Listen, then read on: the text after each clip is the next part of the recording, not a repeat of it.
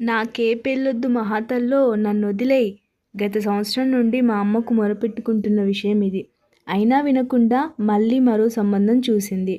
నాన్న నా వైపే మాట్లాడుతాడు కానీ చివరికి అమ్మ చెప్పిన దానికే తలూపి తప్పించుకుంటాడు. ఇప్పటి వరకు 10 సంబంధాలొచ్చి చెడిపోయాయి. ఆ సంబంధాలన్నీ చెడిపోయింది నేను వాళ్ళకి నచ్చక కాదు, నా చేయి నచ్చక.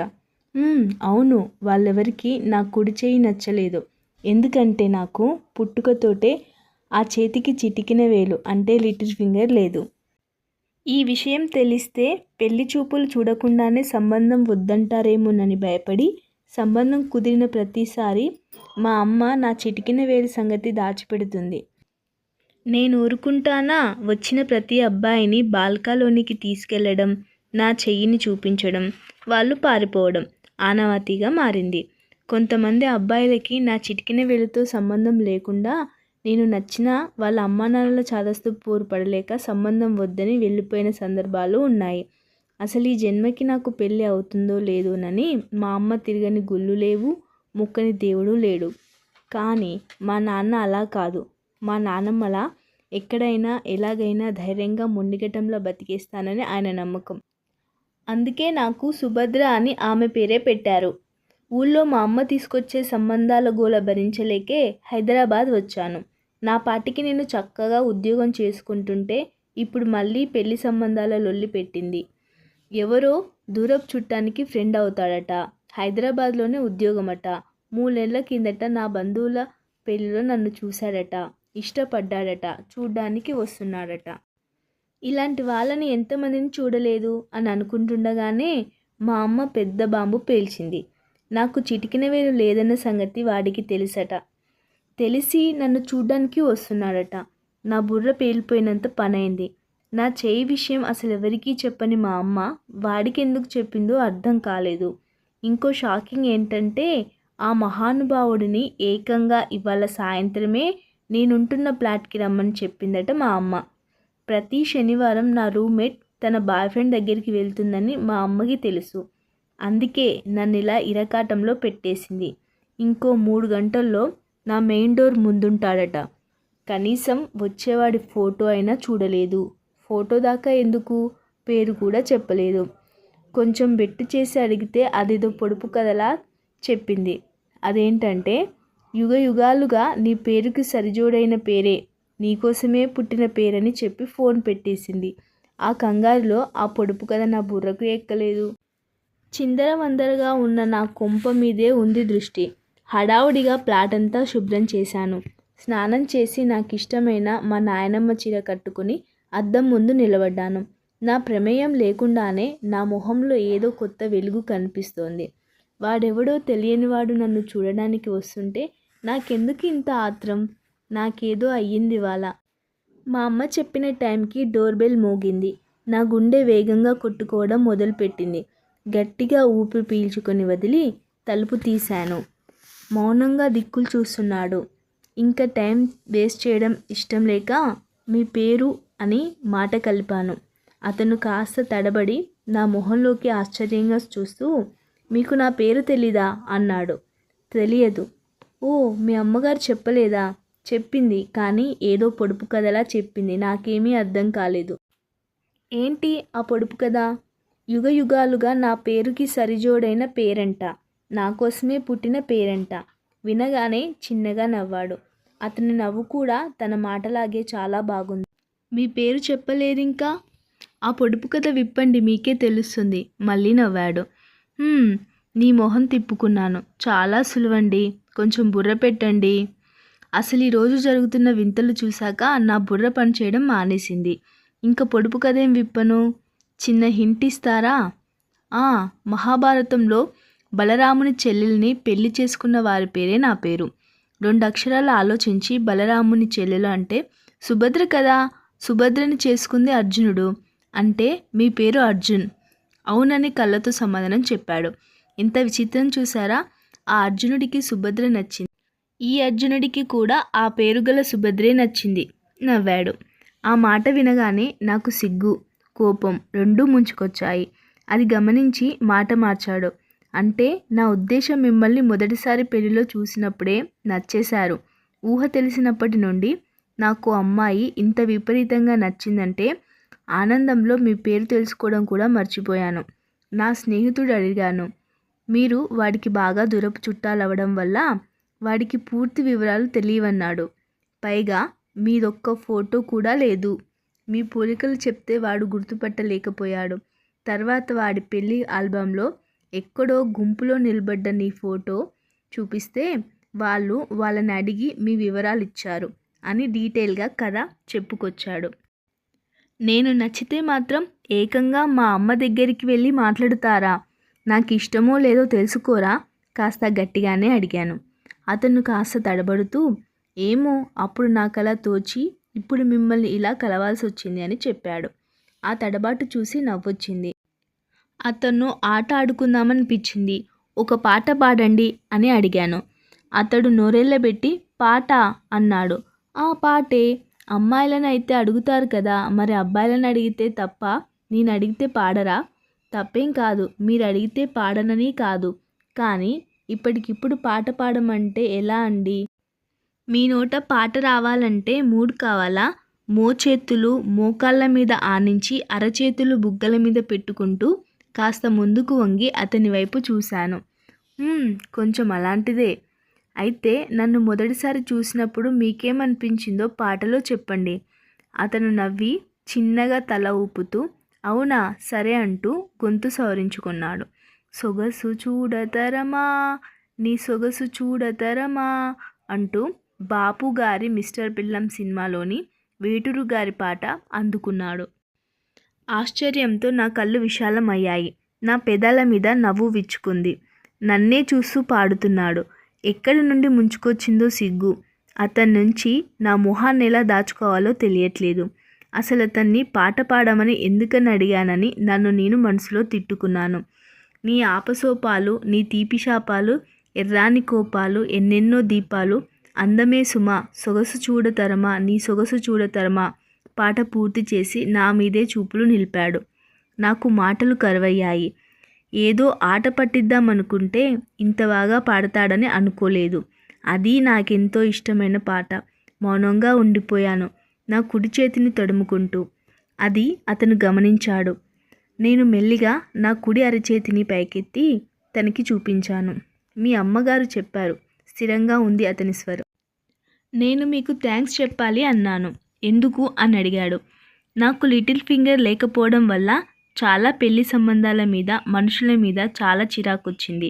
వేలు లేదన్న సంగతి తెలిసాక పెళ్లి చూపులకు వచ్చిన వాళ్ళెవరూ కనీసం నన్ను మనిషిలా కూడా చూడలేదు. మార్కెట్లో గొర్రెలను బాగా పరిశీలించి అందులో బలిష్టంగా ఉండే గొర్రెను కొనుక్కోవడానికి వచ్చినట్టే అనిపించింది. అసలు ఈరోజు కూడా కలవడం వద్దనేదాన్ని. కానీ మీకిప్పటికే నా వేలు విషయం తెలుసన్న సంగతి తెలిసి షాక్ అయ్యాను. కేవలం ఆ ఒక్క గుణం నచ్చి మిమ్మల్ని కలవడానికి ఒప్పుకున్నాను. నన్ను ఒక మనిషిలా పరిగణించినందుకు థ్యాంక్స్. No mention please. మీ పరిస్థితి నేను అర్థం చేసుకోగలను. పర్వాలేదు, నాకు అలవాటైపోయింది. ఎన్నో పూజలు వ్రతాలు చేస్తే పెళ్ళైన 5 సంవత్సరాలకి పుట్టానట. బంధువులంతా మా నాన్నమ్మే మళ్ళీ పుట్టిందని మురిసిపోయారు. కానీ నా కుడి చేతికి చిటికెన వేలు లేదని తెలిసి అదే బంధువులు వాళ్ళ నోటితో నన్ను నష్టజాతకురాలు అన్నారు. ఇప్పటికీ అంటుంటారు. ఆ మాటలు నా కాన్ఫిడెన్స్ని దెబ్బతీయకుండా పెరిగేలాగా చూశారు మా పేరెంట్స్. అంతలా పెంచిన పెళ్లి సంబంధాల విషయానికి వచ్చేసరికి అమ్మే కాస్త డీలా పడిపోతుంటుంది. నాన్న మాత్రం ఎప్పుడూ హెల్ప్లెస్గా పిలవడు. ఈ వేలు లేకపోవడంతో చిన్నప్పుడు రాయడంలో చాలా కష్టమయ్యేది. నాకు అలవాటయ్యేదాకా మా నాన్నే నా హోంవర్క్ అంతా చేసేవాడు. చివరికి ఈ చేత్తో బ్యాట్ పట్టుకునే పట్టుత్వం లేక నాకు ఇష్టమైన టెన్నిస్ కూడా నేర్చుకోలేకపోయాను. ఈ చేత్తో పిడికిలి బిగించడం కష్టమవుతుంది. ప్రోస్థెటిక్స్ వాడమని చాలామంది చెప్పారు. కానీ నాకు ఇలా సహజంగా ఉండడమే ఇష్టం. అందరూ నా చెయ్యే నా బలహీనత అంటుంటారు. కానీ నా పరంగా ఇదే నా బలం, నా ప్రత్యేకత అంటూ అతని వైపు చూశాను. బోరు కొట్టిస్తున్నానా అనుమానంగా అడిగాను. పర్వాలేదు చెప్పండి, వినడానికే వచ్చాను అని నవ్వాడు. నాకు ఊహ తెలిసినప్పటి నుండి నా కథను ఎప్పుడూ ఎవరితో చెప్పుకోలేదు. ఎందుకో అతన్ని చూశాక ఈ భూమి మీద నన్ను అర్థం చేసుకునేందుకు కనీసం ఒక్క అబ్బాయి అయినా ఉన్నాడనిపించింది. అందుకే మాటలు ఆపుకోలేకపోయాను. నేను ఒక్కదాన్నే మాట్లాడితే ఎలా? మీరు ఏదైనా చెప్పండి. నా గురించి చెప్పడానికి పెద్దగా ఏం లేదు. సేవింగ్స్ పోను, నెలకి సరిపడా డబ్బుల కోసం సాఫ్ట్వేర్ జాబు, నచ్చిన ఊర్లు తిరగడానికి ఒక కారు, చదవడానికి ఇంటి నిండా పుస్తకాలు, ఏకాంతం కోసం పాటలు, సినిమాలు. ఇదే నా లోకం. మిగతా విషయాలు మీ అమ్మగారు చెప్పే ఉంటారు. ఇంట్రెస్టింగ్. మీ గురించి చెప్పడానికేం లేకపోతే నా గురించి చెప్పండి వింటాను అని అన్నాను. మీ గురించి నేనెలా చెప్పగలను? నాకు ఫేస్ రీడింగ్ రాదు, జ్యోతిష్యం అంతకన్నా తెలీదు. ఆహా, నా కోసం చాలా రోజుల నుండి వెతుకుతున్నానన్నారుగా, పైగా ఇష్టపడ్డారు.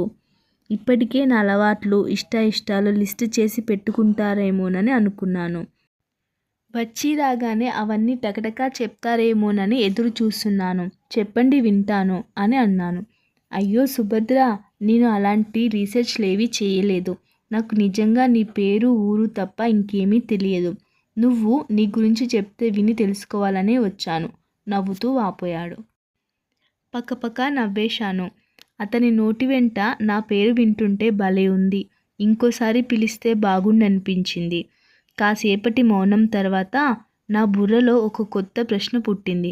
క్షణం ఆలస్యం చేయకుండా నాకొక చిన్న డౌట్.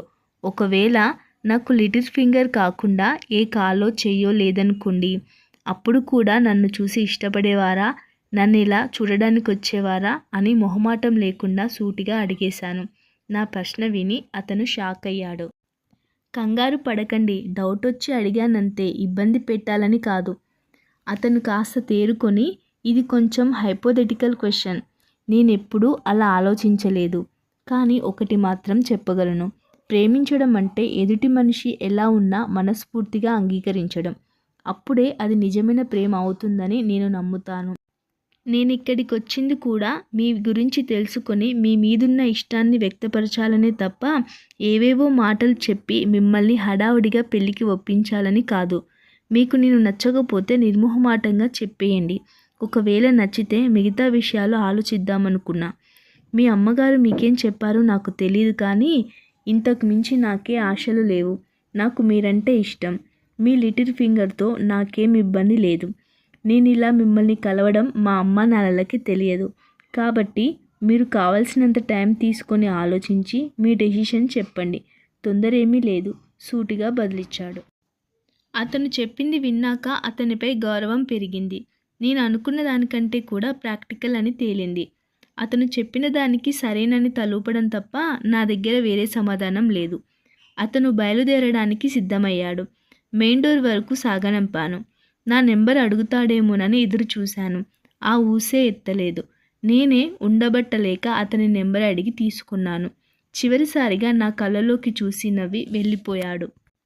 ఆ రాత్రి నిద్ర పట్టలేదు. ఇన్ని రోజులు నన్ను చూడడానికి వచ్చిన అబ్బాయిలు వేరు, అర్జున్ వేరు. మరుసటి రోజు నుంచి మా మధ్య వాట్సాప్ ముచ్చట్లు మొదలయ్యాయి. ఇంకొన్ని రోజులకి గంటల తరబడి ఫోన్ కాల్స్, వీడియో కాల్స్ రూపంగా మారాయి. మరికొన్ని రోజులకి సరదాగా బయట కలవడం వరకు వెళ్ళాయి. బెస్ట్ ఫ్రెండ్స్ అయిపోయాం. అతనిపై నా ఇష్టం రోజురోజుకి పెరిగిపోతున్నా మనసులో మాత్రం ఒక ప్రశ్న నన్ను వేధించసాగింది. ఒకవేళ అర్జున్ అమ్మానాన్నలకి నా లిటిల్ ఫింగర్ లేదన్న విషయం తెలిస్తే ఈ పెళ్ళికి ఒప్పుకుంటారా? దానికి అతను ఏమంటాడు? నా కోసం వాళ్ళని ఒప్పిస్తాడా? లేక వాళ్ళు చెప్పినట్టు విని నన్ను వదులుకుంటాడా? అర్జున్ మీద నాకు నమ్మకం ఉన్నా ఈ విషయం గురించి మాత్రం నమ్మకం కుదరడం లేదు. ఇక మనసులో దాచుకోలేక ఒకరోజు ట్యాంక్ బండ్ వద్ద కలిసినప్పుడు అడిగేశాను. అతను తీరిగ్గా పల్లీలు తింటూ, ఈ విషయం చెప్తే వాళ్ళు ఎలా రియాక్ట్ అవుతారో నాకు కూడా తెలియదు, కానీ ఒప్పించగలననే అనుకుంటున్నాను. మా అమ్మ నా మాట వింటుంది అన్నాడు. ప్రతి కొడుకు ఇలాగే అనుకుంటాడు, కానీ అసలు టైంకి వాళ్ళు చేసే ఎమోషనల్ డ్రామాకి మనం నోరు మెదపలేం. మనకి తెలియకుండానే మనల్ని కంట్రోల్ చేసేస్తారు. మన మాటలకు వాళ్ళ మీద ఎలాంటి ప్రభావం ఉండదు. అరే, మా పేరెంట్స్ అలా కాదు సుభద్ర. 10 పెళ్లి చూపుల్లో కూర్చున్న అనుభవంతో చెప్తున్నాను అర్జున్. ఇది నువ్వు అనుకున్నంత ఈజీ కాదు. పోనీ లిటిల్ ఫింగర్ సంగతి పెళ్ళి అయ్యేంత వరకు దాచిపెడదాం. నాకు కోపం తన్నుకొచ్చి ఇలా ఎలా దాచిపెట్టగలం అర్జున్? నిశ్చితార్థానికి ఉంగరాలు మార్చుకోవాలి. పెళ్లిలో చేతికి గోరింటాకు పెట్టుకోవాలి. వీటన్నింటికన్నా పెళ్లిలో ముఖ్యమైన ఘట్టం నువ్వు నా చిటికెన వేలు పట్టుకుని 7 అడుగులు నడవాలి. నాకు ఇలా చేయిని దాచిపెట్టి పెళ్లి చేసుకునే కర్మేం పట్టలేదు. ఇలాంటి పెళ్లి నాకొద్దు. మొహం తిప్పుకొని అలిగి కూర్చున్నాను. అర్జున్ ఆలోచనలో పడ్డాడు. ఏమైనా మాట్లాడుతాడేమోనని చూశాను. ఊహూ, నా వైపే చూడడం లేదు. నా కోపం రెట్టింపయింది. నా చేతిలో ఉన్న పల్లీల పొట్లం నేలకేసి కొడదామనుకునే లోపే తన మాట వినిపించసాగింది. నాకో డౌట్.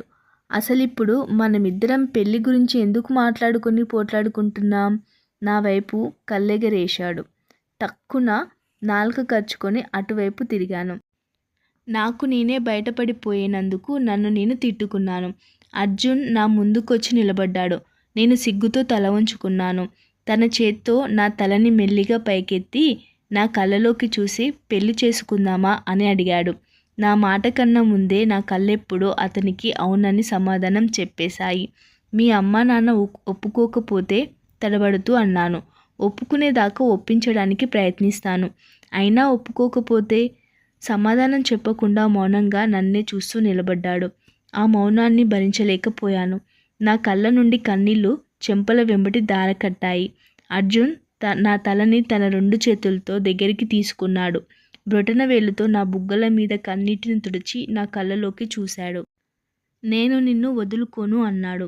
మీ అమ్మా నాన్న ఈ పెళ్లికి ఒప్పుకోకపోతే ఏం చేస్తావు? ఒకవేళ ఒప్పుకోకపోతే మహాభారతంలో అర్జునుడు సుభద్రని ఎలా పెళ్లి చేసుకున్నాడో ఈ అర్జున్ కూడా నా సుభద్రని ఇలాగే పెళ్లి చేసుకుంటాడు అని చెప్పాడు. ఆ ఒక్క మాటతో అర్జున్ కౌగిలిలో వాలిపోయి గట్టిగా హత్తుకున్నాను. నా మనసులో భారమంతా దిగిపోయినట్టనిపించింది. అనుకున్నట్టుగానే అర్జున్ అమ్మా నాన్నలు బెట్టు చేశారు. ఎంత ఒప్పించాలని చూసినా మాట వినలేదు. అర్జున్ని ఎమోషనల్ బ్లాక్మెయిల్ చేయాలని చూశారు. చేసేదేం లేక మా అమ్మా నాన్నల అనుమతితో అర్జున్ నన్ను పెళ్లి చేసుకున్నాడు. ఒక్కోసారి అనిపిస్తుంటుంది, నా చేతికి లిటిల్ ఫింగర్ ఉండుంటే అర్జున్ నా సొంతమయ్యేవాడు కాదేమో అని. ఇలా మా ప్రేమ కథ పెళ్లి దాకా వచ్చింది.